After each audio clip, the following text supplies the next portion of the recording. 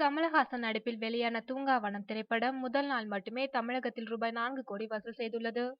Rajesh M. Selva இயக்கத்தில் கமலஹாசன், த்ரிஷா, பிரகாஷ் ராஜ், கிஷோர், ஆஷா சரத் உள்ளிட்டோர் நடித்திருந்த தூங்காவனம் படம் தீபாவளி பண்டிகை அன்று ரிலீஸ் ஆனது.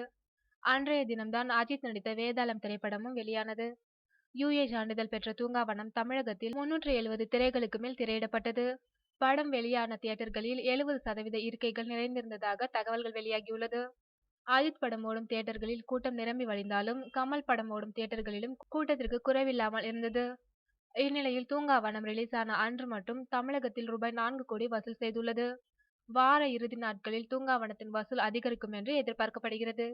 முன்னதாக கமல் நடித்த ரீமேக் படமான பாபநாசம் ஹிட்டானது.